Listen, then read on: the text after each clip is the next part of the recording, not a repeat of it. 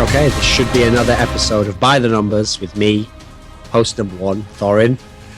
And I'm not even going to introduce myself, just host number one, Thorin. If you don't know who I am, at this point, I don't know why you'd be on a stream that's live. This must have come from my Twitter or Monty's, and that speak.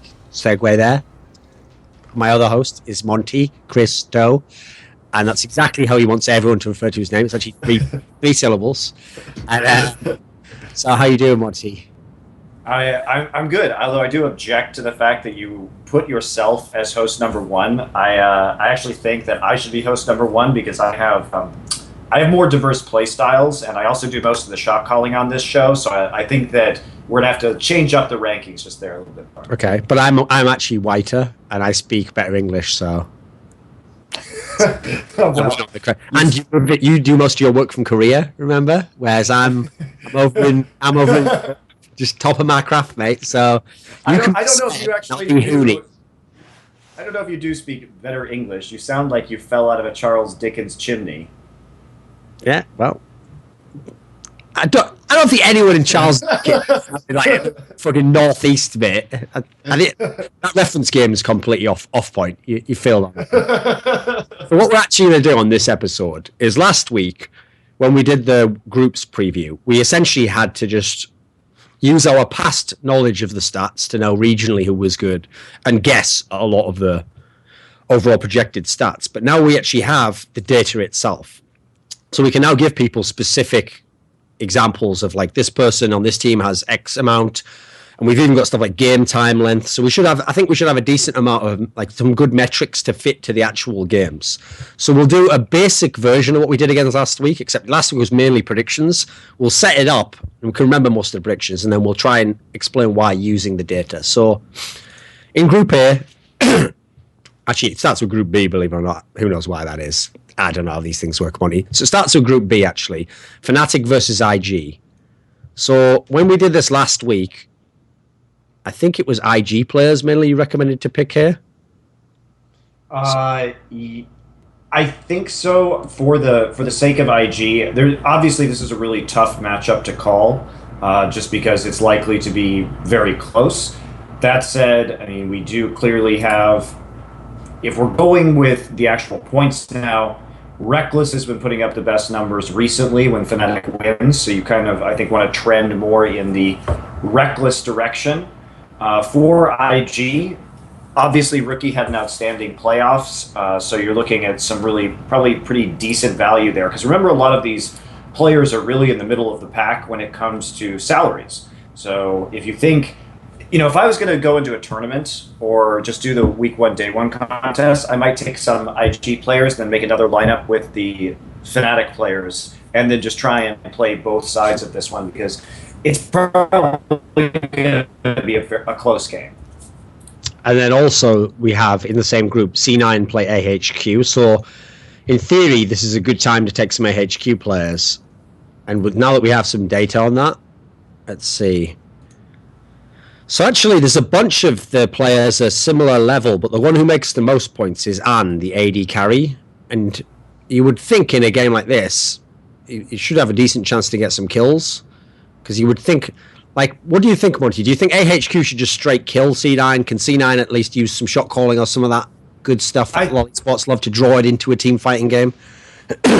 No, I mean, I think they can. And we've seen that time and time again from High and the rest of Cloud9, that they have this ability to pull games out of their ass through just better play on the map and High's direction. So I don't think you can discount that. I still think that obviously AHQ is a favorite going into this match, but like you're saying, they've players, even though Ziv is third on his team when it comes to fantasy points, and Anne is way up there. In fact, when it comes to fantasy points, Anne is like top 6, top 7 at Worlds. So that's going to be a pretty safe bet, and they do rely on him to carry. But at the same time, that may not be the best matchup because he has to go against Sneaky, who's probably C9's best player right now. So Ziv may be a safer matchup just because of Balls' current form compared to Ziv. And Westor, I think, is also going to have a hard time versus Incarnation. But AHQ overall, I think, probably going to win this game.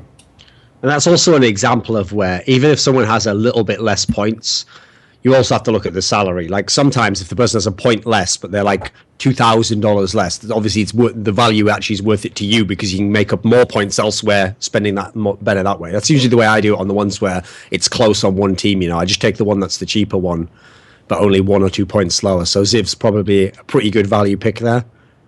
And the HQ guys are very reasonably priced. They're kind of in the middle or slightly below the middle in a lot of these roles. So you can get some extremely good value. But I'd say, even though Ann generally puts up more points, you may want to just go for Ziv here if you have a strong feeling about the HQ C9 matchup. Now, I do think it's possible that in the group stage C9 and HQ split 1-1 because I don't think that C9 is going to lose every single game in groups. I think they're just going to win one through their shot calling, through the fact that they are so strong in that late game mode, and they are clever. So I think they can surprise in at least one game. So I guess I wouldn't say this is like an 80% chance for AHQ to win. So since SK Telecom are playing H2K, here's the problem. When you're looking at the stats for someone like SK Telecom, a lot of that's obviously going to be against, if you think how many good teams there were this split in LCK, there's a whole ton. So in theory, even though their stats for a lot of the players look quite bad because they're ending the game really early, how do you think that applies to this game against H2K? Like, should they be equally bad for a bunch of them because they'll end it super fast? Or yes. Will this be like, can the surprise factor of the fact that it's a team from Europe and maybe it's a different playing, can that make the game last longer? Or do you think it'll be safer early on? How would you guess it would go? No. So here's the problem with this particular matchup. So obviously, in a lot of my research for the World Championship, we were looking at a lot of various gold timers. So, for example, SK Telecom as a team, at 10 minutes usually has about a 600 gold lead. But at 20 minutes, they have an almost 3,000 gold lead as a team on average. Now, H2K is a team that wins or loses really hard. Either they're very far ahead at 20 minutes or they're very far behind. So actually, I think in this particular matchup, H2K is going to be a team that will lose even harder than most other teams to SKT if they start falling behind.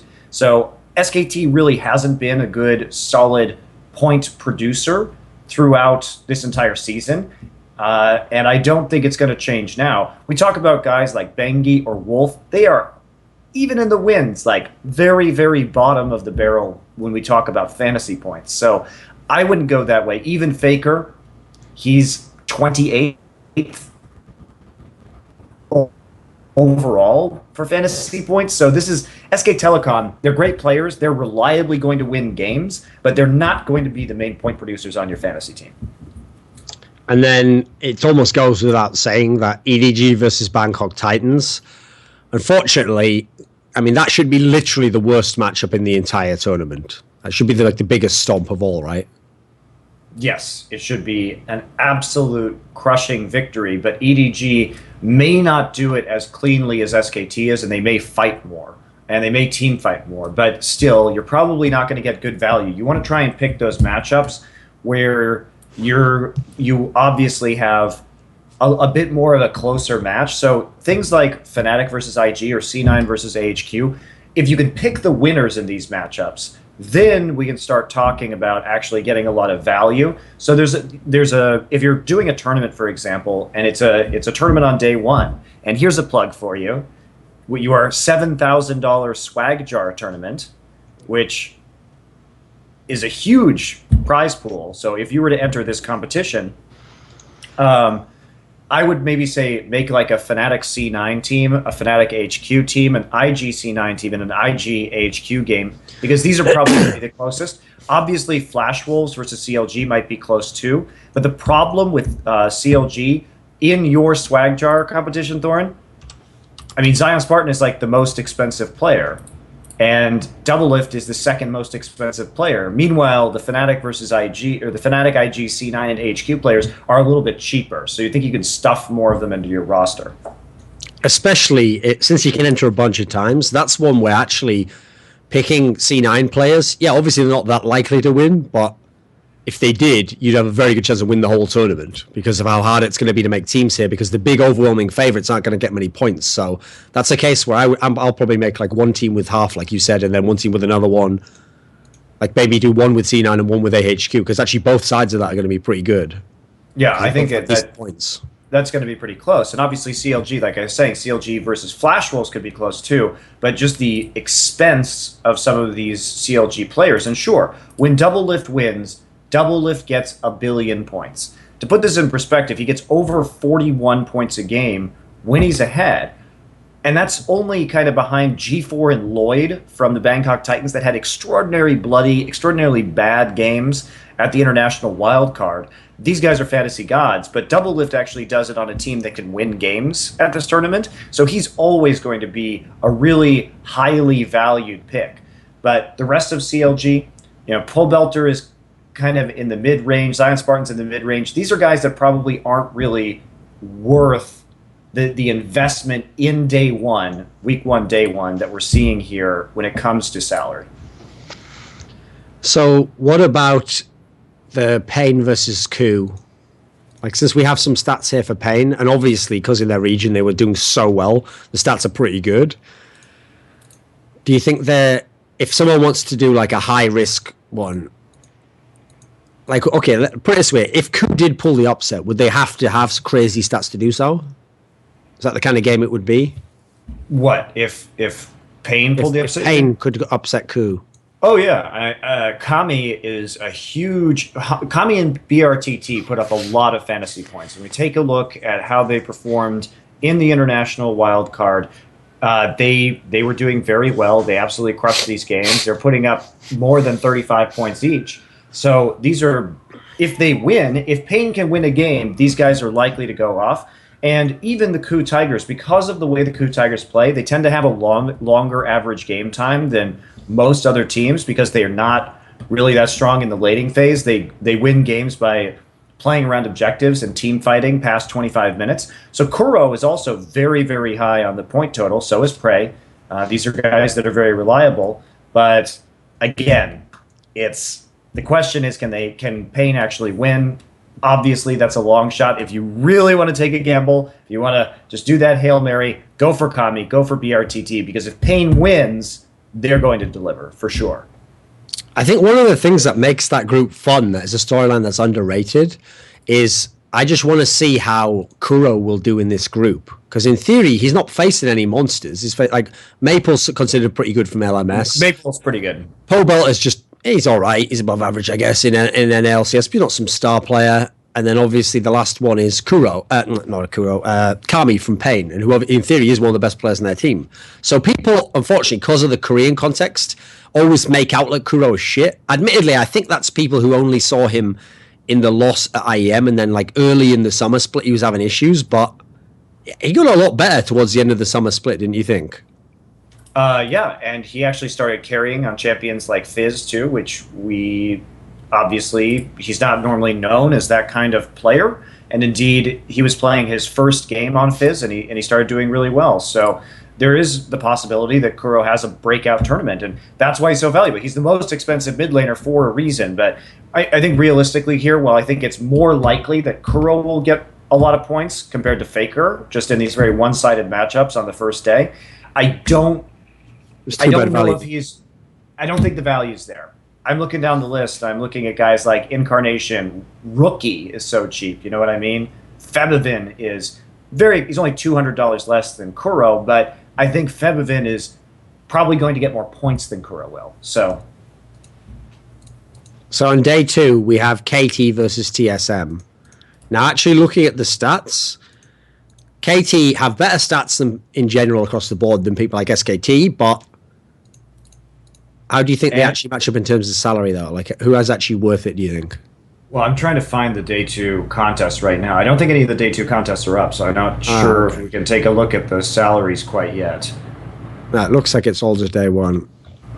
Yeah, it's all day 1. So unfortunately, I cannot give you. Oh no, if you go to some of the head-to-heads, they have day 1 and day 2. Oh, that's only head-to-heads though. No, they don't. I think you're looking at a different game there, buddy. Let me have a look. Oh yeah, I'm looking at something else. Oh, whatever. C'est la vie. So who would you guess for that one then? Obviously I can talk about the statistics of the players, and you can look back and see if the salaries make sense because we don't have that available for us right now. But pulling up the actual schedule for Worlds, which I don't have, it's TSM versus who? Sorry, I was looking at the other thing. TSM versus KT. Obviously, I think KT has a pretty significant edge in this matchup. I think that you definitely want Someday. In this particular matchup, Someday should do you very well, even though Someday started kind of falling down when it came to fantasy points. He used to get a lot more kind of earlier on in KT season than he does now. And KT as a team, after Peekaboo, started producing fewer fantasy points than before. But Arrow is still relatively high up there. That's a good matchup for Arrow. Obviously, Wild Turtle isn't going to punish Arrow's weaker laning, and Arrow is a fine team-fighting AD carry. And Nagne. I think Nagne will probably be... He's probably going to be playing some relatively high-damage mid laners, so he should be protected. And the thing about KT, too, is that Peekaboo and Score love to roam mid to get kills. And if I'm KT and I know I'm going up against Bjergsen, I'm definitely going to try to kill Bjergsen early and start feeding Nagne. So Nagne may be a very good pickup here. Plus, in terms of picking Someday, like I looked at this article the other day that was like kind of profiling players at the events, and I think that like Smeb and Acorn aren't even going to the tournament. So I think Someday is in line to have a really good tournament. It's like it's only about 2 or 3 good top laners in the whole thing. None of them are really high level, so he's one of the highest rated by the most credible sources. Monty. That's right, absolutely. So definitely go with Someday. Pick no one else for the entire tournament. So as I referenced, LGD's playing Origin. Now, if there's one person I definitely wouldn't pick here, it's probably that guy called Acorn, because as I referenced, he's not even as good as Ziv. He's not a top player in many ways. Not at all. So if you want a cheeky pick, you could take him just for like that'd be if I've done it the wrong way, Monty. My insider's tip is about a young man called Acorn. He's an up-and-coming player. He's playing in the Chinese region. I know he's not highly rated, so a lot of you casual guys probably like, I've never heard of him before.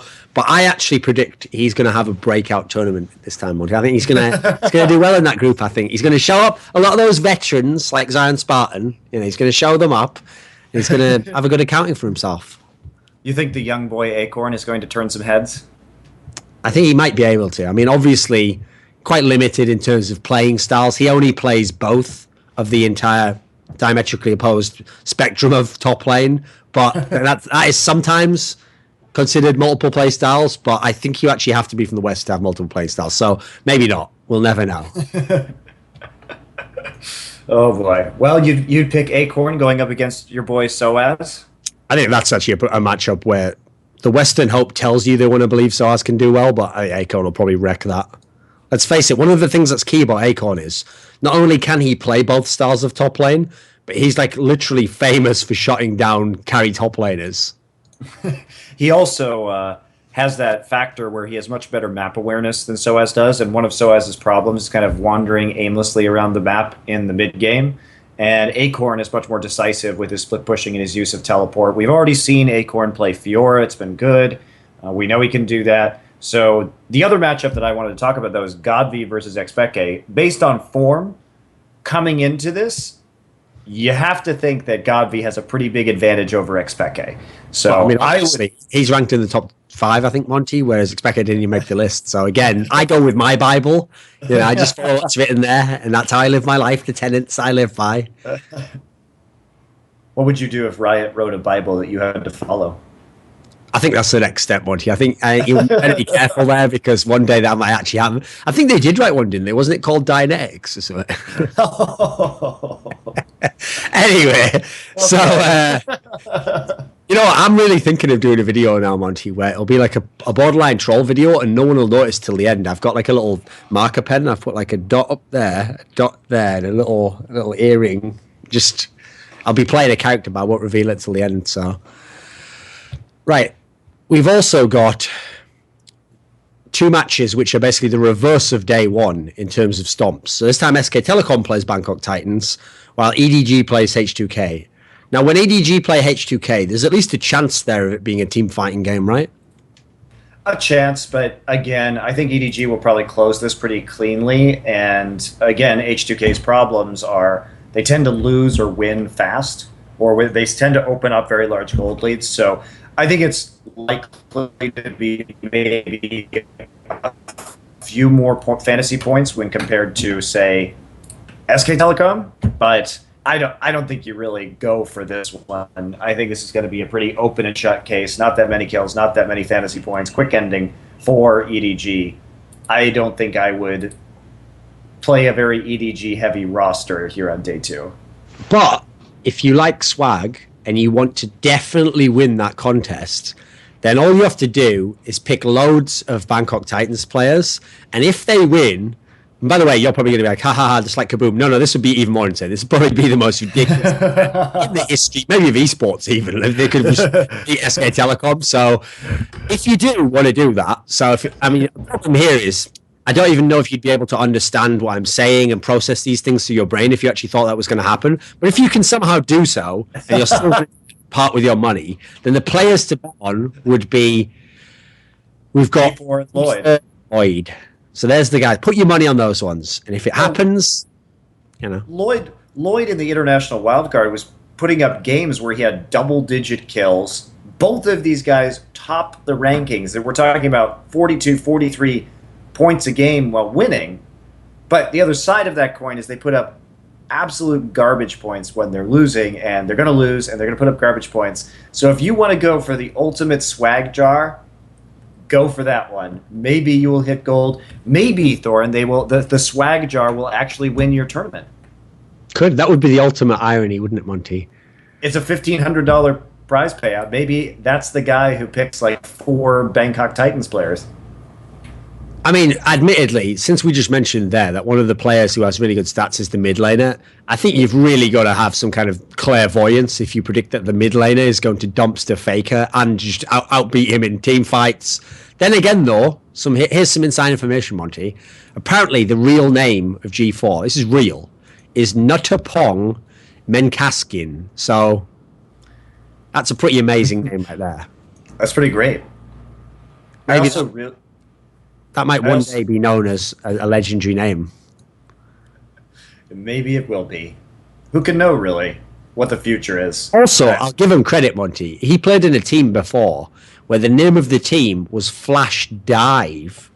See? Oh, yeah, I remember those guys. Not bad. That's not a bad name, Monty. That's a pretty good game. It's better than like Team Solo Mid, isn't it? It's a way better name. Flash Dive's actually quite clever. There's something to that. Something there. The other one's just like literally a guy just like, the team is me. You're like, is that a joke? No, for real. It's actually. Well, the funniest thing that what I find, this is a digression. That's very interesting, is that sure teams like TSM or CLG or some of these earlier League of Legends teams, they have a lot of name value, right? But shouldn't they be thinking about rebranding at this point? Because the whole point of Team Solo Mid was to advertise solomid.net, which had all these guides on it, but nobody really even uses that anymore. You could look at the traffic rankings for these websites. And they've been tanking for years. So why would you not get a real team name that means something, say, in Counterstrike, considering that TSM and Counterstrike makes even less sense? No, but that's the thing, Monty. I can't remember which one they own. Does TSM own LoL King or MobiFire? Which one is it? It's one of those ones, right? I think they bought one of those sites, like a guide site. So hopefully it's LoL King, in which case they should just change their name to LoL King, because just like before it was Team Solo Mid, they also have the King of LoL. They have the best player, actually. It's better than Faker. He's got really good shot calling, diverse playing style. So that would be a more applicable name. Solo Mid, well, yeah, we know that, but the LoL King, that's who he is, right? He has to be, right? That one's for free. Even in his nickname, the Burger King, so it just fits nicely in there. I just can't even believe that, Monty, as well. Like, you know, one of the problems with familiarity when you get to know someone for a while is the little idiosyncrasies they have that kind of annoy you later on. They seem, they're not so bad early on. You're like, oh, whatever. He just, just talks that way or whatever, or that he just always does this one little thing.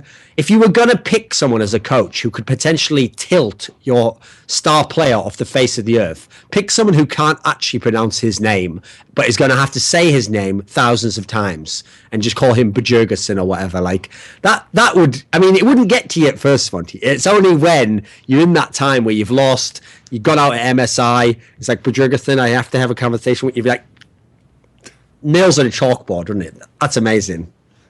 It's amazing. Then again, though, it's better than having to speak to Reggie, so you never know. You got to out of the frying pan and into the fire, as they say. So anyway, the next matchup was, here's the one that I actually think has some hidden value, is Flash Wolves play Coup. Now, when they say that AHQ practices with Chinese teams, etc., do you think that any of the Taiwanese teams actually practice with Korean teams?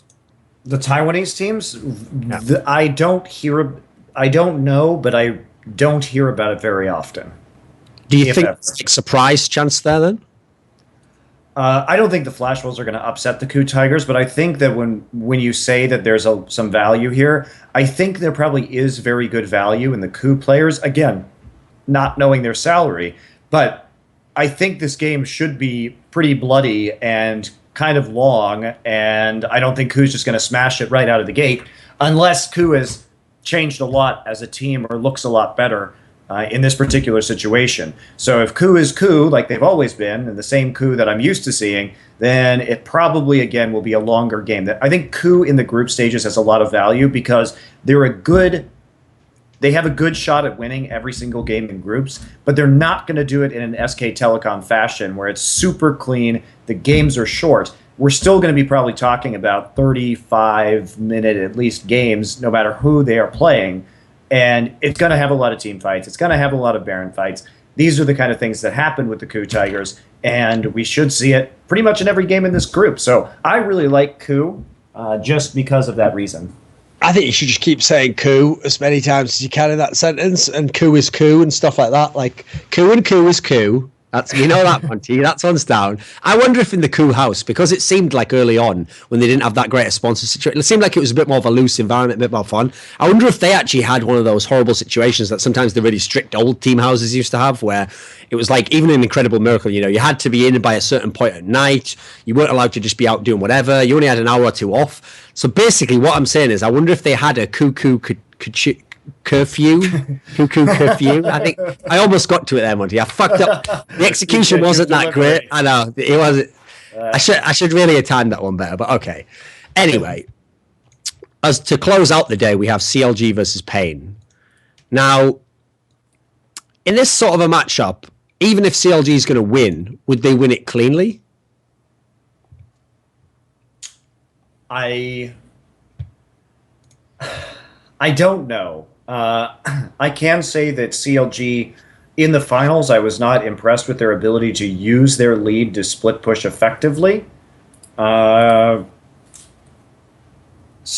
I'm a little bit reluctant to think that even against Pain Gaming, they could take them out, but take it out efficiently, that is. Now, there's also the possibility that Pain actually shows up and performs and steals a game from either the Flash Wolves or CLG or one of these teams that isn't expecting it. So there's an outside shot that Pain actually does something here. And remember, Kami does very well in terms of fantasy points. So there could be a bit of a sleeper here, a sleeper upset. I don't think so, but there is an outside shot. And I don't think CLG is going to be having very fast games in these groups. I think they're going to make some mistakes in terms of their lane assignments, in terms of how they should push the minion waves. They don't have very good wave control in the side lanes, and that leads me to believe that these games will be a little bit longer. So, okay, day 3 is where you start to get the really good ones, because you start off the day with EDG SKT. So presumably, there's a really good chance that a bunch of really, really good players can get a lot of points there. So, bearing in mind it's very difficult to predict who will win it, what do you think the safe bets are in that matchup? Which matchup? Sorry, you cut out a little bit. EDG SKT? That is going to be... that's going to be a tough one. I think Okay, it's almost let me ask you this way, Monty. If SKT do win, since usually even in wins it's reasonably convincing, is it worth, bearing in mind how close the matchup is, going with EDG players on the logic that if they win they'd get more points? Yes, I think that is definitely very sound logic. It seems like Amazing J is going to be starting, in which case going for Marin might be a very good pick. But again, we haven't seen either of these teams in a while. Obviously, most people expect them to be somewhat close in terms of skill. I think SKT is going to win, but like you're saying, if EDG wins, they likely will win with more points than with SKT winning. So if you think SKT is going to win, it's probably not the best to put your money on the players from SKT, because we'll probably have some more games these days from this day, such as LGD versus KT, Origin versus TSM, that may come with a lot more points. Even HQ versus Fnatic, that's probably a great one. Yeah, and the thing is, on this day, there's a bunch of good ones. So another good one, obviously, is LGD KT. Now, in that matchup, who do you think overall, like, presumably you're favouring LGD. Do you still think there are KT players that are worth picking, though?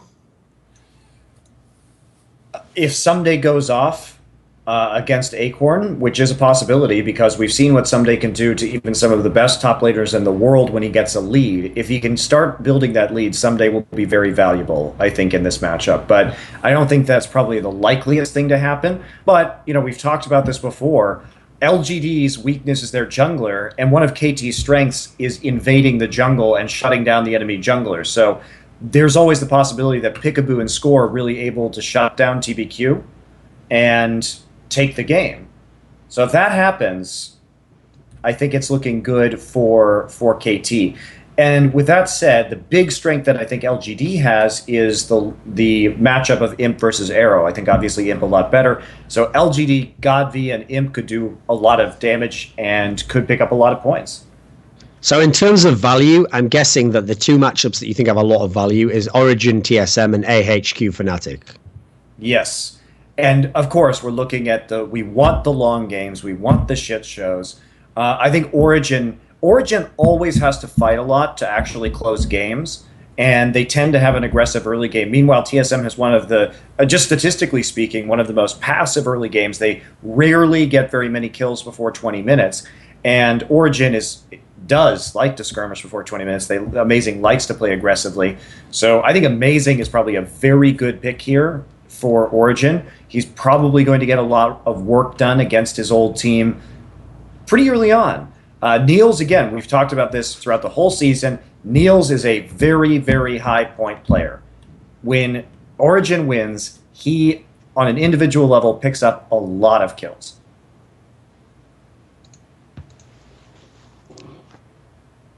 Yep. What about... So, on the AHQ Fnatic one, presumably AHQ players, if they win, are going to get lots of points there. You'd think, right? You'd think that on Westor and Zib would probably have a pretty big game. And the thing about Fnatic is that, well, Westor definitely isn't... He's not the main carry on that team right now. Both Ziv and On kind of do more for the team at the moment. But then again, he's... judging by XPK's form in the last season, or I mean, Fevman's form, there's a possibility that Fnatic really does do very well in that matchup against Westor, because a lot of people, I think, are overrating Westor coming into this tournament, and Fevman is looking very strong. So I think there's a possibility that that's going to be a very good matchup for Fnatic. So on day 4, we have not as many good games, really. We have like 3 that really stand out. So the 3 that seem obviously they could have some sexy potential. Number 1 we'll go with is KT Origin, because presumably there's like some nice upset value in some of the players, and if they do get upset, you'd imagine you can figure out which players on Origin are going to have a chance to do well. So what do you think on that one? Well, I think that Origin, so if we think about KT, they're a team that, yes, they went 8-1 in best of 3s to round out the second round robin in the summer season. But you have to remember that some of these best of 3s included 3 game sets, meaning they lost games, individual games, to teams like Spenu and IM. So KT if they get behind early, has a large problem playing from behind. They're very good at snowballing leads, but they do not do well when they're behind. Origin is a team that plays aggressively early, and so if they start getting a lead, I definitely think that Origin can upset KT. I wouldn't write them off. So and then IG, yeah. I was going to say there's probably, like, again, Niels, that's a guy that could do very well in that particular matchup. Soaz might have a chance, depending on where the ganks are and what's going on with Someday. So when IG play AHQ, what is that matchup actually like stylistically? How would you guess that would go? I think that's going to be the shit show, Thorin. I think there's going to be a billion kills in that game.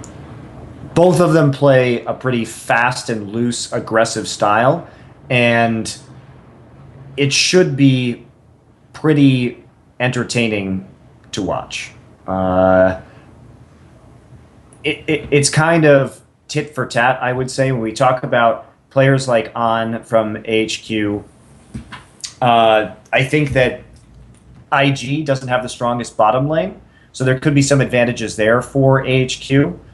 I think that IG will definitely have the advantage in the mid lane, and as for the top lane, it depends on how Ziv does at this tournament. We haven't seen him in a really long time as a top laner, and nothing near this patch where we know that Z-Tai, we've seen him on 5.16, so that's a little bit harder to call, but there is a little bit of back and forth here between IG and AHQ and lanes that they could win.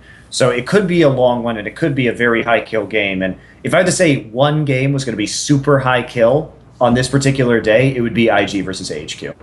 That's why I think that one's quite interesting, because, yeah, obviously people would pick IG as the superior team. Certain players are superior, but when you look at the top laner and the AD carry of AHQ, they really could actually be better than their counterparts. So there's maybe some sleeper value there.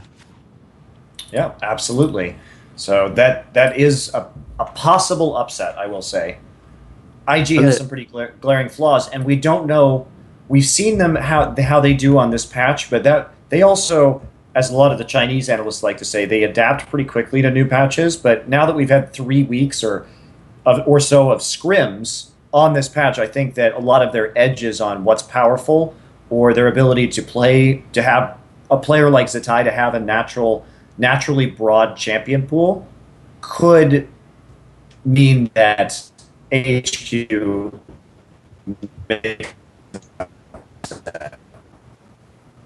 Wait there a second, you roboted out. Repeat that last sentence. If, in fact, you can and are not dead. Oh, he might be dead. I roboted out, huh? Okay, you're back now. Repeat the last sentence you said. I can hear you. Right, repeat the last sentence you said. No, I was saying I think that there is a possibility of an upset if I'm on a huge delay. I'm on a huge delay now. Okay, right, wait there a second. Can you hear me now? Say 1 when you hear this. 1. I think you're like a second out, but you can hear me at least. Okay, so what was the last part? You think there's an upset what? There's an upset potential with AHQ versus IG. They're not as skilled in all positions, and they do have, I think, when you compare Kid and Kitties to the bottom lane of AHQ and the fact that On has had a good season, I think there's a shot, right?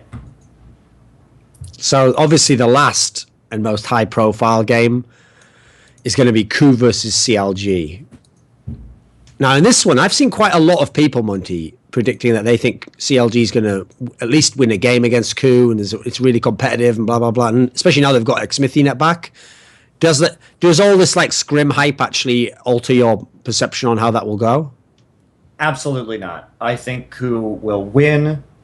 I think that it could be a 30 to 40 minute long game because of the way that Ku plays. But when you think about the matchups of Ku versus CLG, okay, I know what happens when Prey plays against Doublelift. I saw it at All-Stars, and granted, 2 years ago, and granted that was a long time ago, and Prey is arguably in a worse form now than he was, but he was looking better in the playoffs, and that was probably at Prey's peak of play. But I don't necessarily think that it's that big of a matchup, even if Doublelift is a little bit better in the laning phase. There's also the issue that Gorilla is probably the best support at Worlds, I would say. I mean, there's a list that would say otherwise, but okay. Okay. Well, I think we can say pretty definitively that he's the best Korean support at Worlds. And then you can make your arguments as to whether it's like PYL or Gorilla, probably, that you would actually rate number one of the support players at Worlds. But for me, it's Gorilla. So it's not, I don't think that the CLG bot lane is going to have such an easy time. Then we have to consider, well, is Pobelter going to do much? Actually, Pobelter, he, as a player, gets a very small percentage of the team gold. So he almost never takes empty lane farm, and he just isn't capable of carrying his hard. Kuro, is he going to get taken advantage of by a player like Pobelter? Probably not. Top lane. Well, Smeb can certainly take on Zion Spartan. And Hojin, better than Xmithy. Neither of these guys, Hojin's not a spectacular jungler, but in every single matchup, there's not really a lot of tangible edges for CLG. And just like I was talking about earlier with their mid-game shot calling, if that's their weakness, if they rely on kind of winning lane swaps, CLG is a team that is good at lane swaps. Ku is also going to match them in lane swaps, so they're not going to get a big gold lead probably early on. And I don't really think they have the tools to deal effectively with Ku on a player-for-player basis. And then when we get to the mid-game or playing around these objectives, that's where Ku shines, and that's where CLG was the weakest against TSM in the finals. So it's very hard for me to imagine a scenario where CLG can win that if you just kind of dissect it and take every piece on its own and then try and add them up into where these team strengths are. So one matchup which on paper should be easy, okay, which is Flash Wolves play against an international wildcard team. They play Pain, no problem there. Flash Wolves, moving on. But you think Pain's going to win that match, right? I think they could. I'm not going to say they will. I haven't seen... There must be good value in their players then for this match. Absolutely. And there's good value probably in the Flash Wolves players too. Again, we can't see the salaries for day 4, but the Flash Wolves players... definitely the favorite going into that one. I don't think they're going to close very efficiently or quickly, so the fantasy points really could come rolling in for the Flash Wolves players in that particular match. Now, NL, in spite of the fact that he hasn't really been that good, if he's playing for the Flash Wolves, and we don't know whether it's NL or Kramer starting, and Kramer does way worse in fantasy, generally speaking, NL has a lot of points. Okay. Right, I think that's the end of this day in this section. Do you have any final thoughts? I think you just gotta looking at these groups. The thing is I think Ku is very valuable in this particular first. I think very valuable in general, Monty. The Koreans for start off, so they have a lot of value as human beings. They're the prize team, right? They're the ones who they're probably going to win all their games, and they're not going to close quickly.